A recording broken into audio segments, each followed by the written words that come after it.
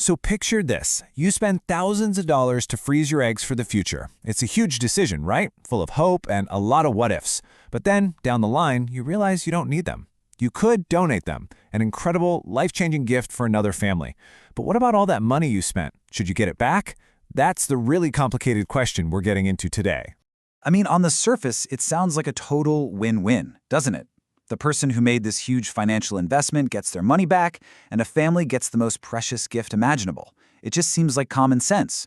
Why should an act of pure generosity end up costing you thousands of dollars? Well, here's where it gets complicated. Bioethicists and the law in Australia are actually saying, whoa, hold on, this is a dangerous step. Yep, dangerous. Because this isn't just about balancing the books. It's about the very idea of what it means to give the gift of life. So we're going to unpack exactly why this simple-sounding refund could open a whole can of worms.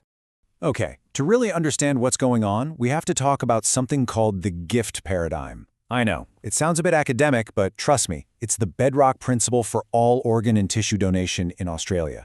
And it's not just a nice idea, it's baked right into the law. So what is it?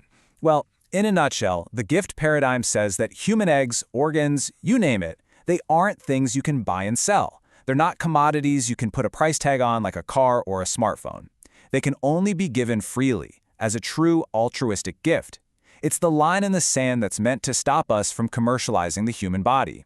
And the law is absolutely crystal clear on this. You cannot legally buy or sell human eggs or sperm. You can't offer cash to convince someone to donate. The one and only exception is for reasonable expenses.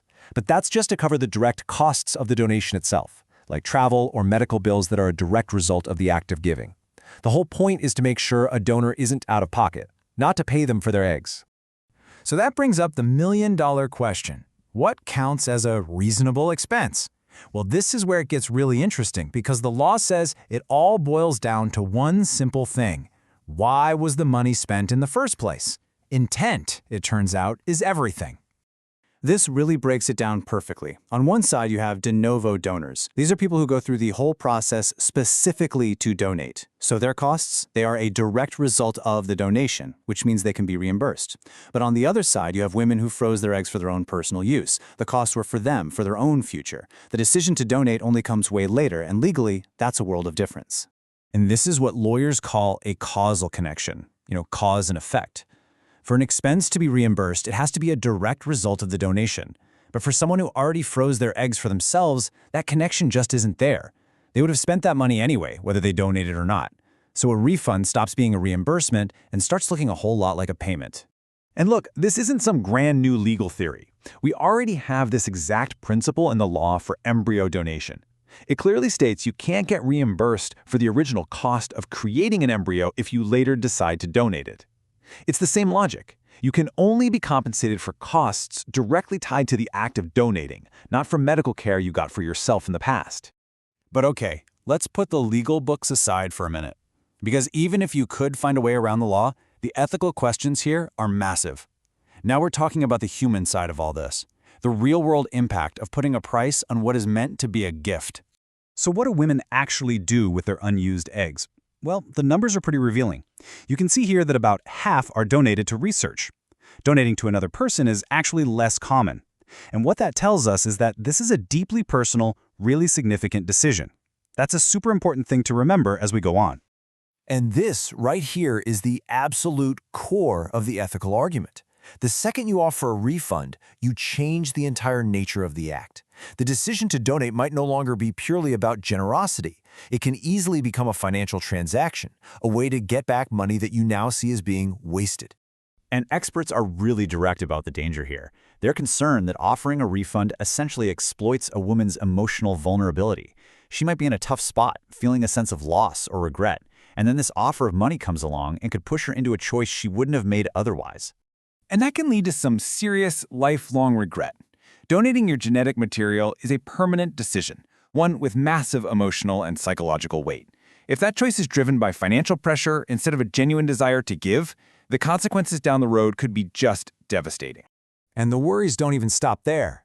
This is what ethicists call the slippery slope. Once you attach a price to eggs, you crack open the door to a whole mass of other problems. Do we start seeing a market where people pay more for eggs with specific traits, like a certain hair color or academic ability? Do clinics start having a financial conflict of interest? These are some seriously heavy questions. So, if paying women for their past expenses is off the table, what do we do? We know there's a shortage of donor eggs, and that's a real painful problem for so many hopeful families. But the good news is there are other, and many would say much better, ways to tackle this. Instead of turning this into a commercial venture, experts say we should focus on solutions that have been proven to work. Things like major public awareness campaigns to educate people about the real need for donors and inspire true altruism. And we can take a good hard look at the rules for who can donate. Are they too restrictive? Are they based on the latest science? Just making the process more accessible and fair could make a massive difference, all without compromising that precious spirit of the gift. So in the end, we're left with this huge, profound question. In our search to create life, how do we balance the very real need for donors with the core principle that the building blocks of a human being should never, ever be for sale?